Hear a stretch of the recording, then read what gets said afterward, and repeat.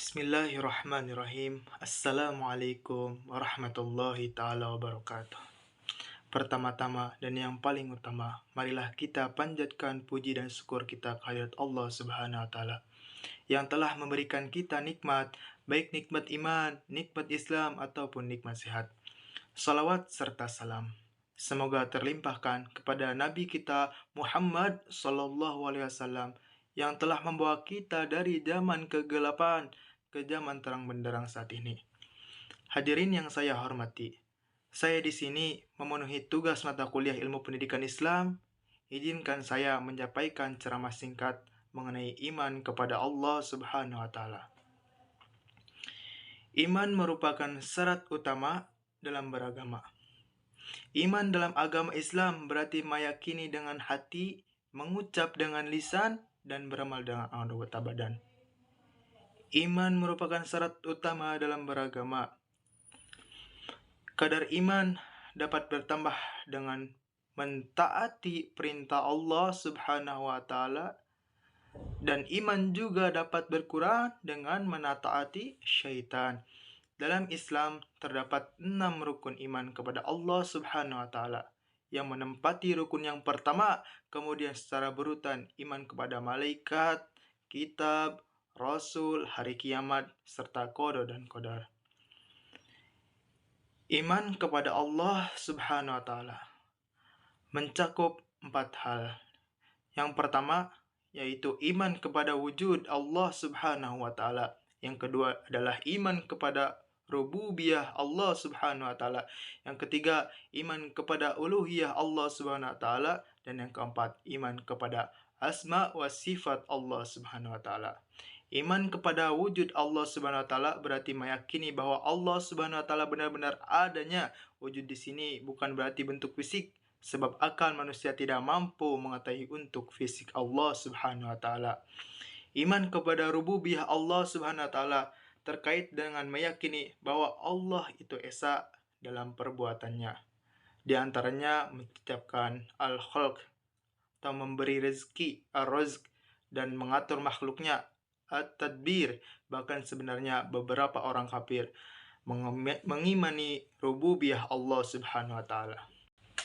Sebagaimana disebutkan dalam Al-Quran, surat Al-Mu'minun ayat 86 sampai 89.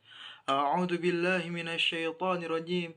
Bismillahirrahmanirrahim. Qul man rabbus samawati sab'i wa rabbul arsyil adim.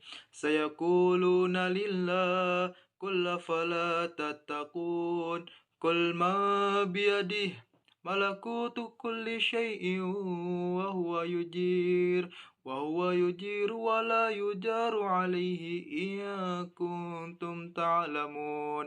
Sayaquluna lillah. Qul fa anna tusharun. Sadaqallahul adzim wa sadaqal mursalin. Yang artinya, katakanlah, siapa yang mempunyai langit yang 7 dan yang mempunyai arsy yang besar? Mereka akan menjawab, kepunyaan Allah Subhanahu wa taala. Katakanlah, maka apakah kamu tidak bertakwa? Katakanlah, siapakah yang di tangannya berada kekuasaan atas segala sesuatu, sedang dia melindungi, tetapi tidak ada yang dapat dilindungi dari azabnya. Jika kamu mengetahui azab Allah Subhanahu wa taala, mereka akan menjawab, kepunyaan Allah Subhanahu wa taala. Katakanlah, kalau demikian, maka dari jalan manakah kamu ditipu? Dan yang selanjutnya itu untuk pengetahuan bersama orang-orang kafir dibedakan menjadi 4 jenis. Yang pertama yaitu ada kafir zimmi, yaitu kafir yang ditinggal di negara muslim dan dijaga oleh negaranya. Yang kedua adalah kafir mu'ahad, yaitu kafir yang memiliki perjanjian dengan muslim. Dan yang ketiga yaitu kafir musta'am, yaitu kafir yang meminta perlindungan ke negara muslim. Yang keempat yaitu kafir harbin, yaitu kafir yang memerangi muslim, sementara itu iman kepada uluhiyah Allah Subhanahu wa taala. Artinya mengimani bahwa Allah Subhanahu wa ta'ala satu-satunya yang berhak diibadahi. Makna la ilaha illallah mengandung makna tidak ada sesembahan yang hak selain Allah Subhanahu wa ta'ala. Makna ini juga termasuk dalam iman kepada uluhiyah Allah Subhanahu wa taala. Salah satu dasar hukum uluhiyah terdapat dalam Al-Qur'an surat Al-Baqarah ayat 163. A'udzu billahi minasyaitonir rajim. Bismillahirrahmanirrahim. Wa ilahukum ilahu wahid. La ilaha illa huwa rahmanur rahim. Artinya, dan Tuhanmu adalah Tuhan yang Maha Esa. Tidak ada Tuhan melainkan Dia yang Maha Pemurah lagi Maha Penyayang. Sedangkan iman kepada asma wa sifat maksudnya adalah yakin akan nama-nama Allah Subhanahu wa taala dan sifat yang dimilikinya. Nama-nama Allah Subhanahu wa taala dikenal dengan Asmaul Husna yang berjumlah 99, yakni Allah memiliki sifat wajib yang berjumlah 20, sifat mustahil berjumlah 20, dan satu sifat mubah. Jika keempat hal tersebut sudah benar-benar kita imani, maka rukun iman pertama dalam agama Islam insya Allah sudah kita penuhi.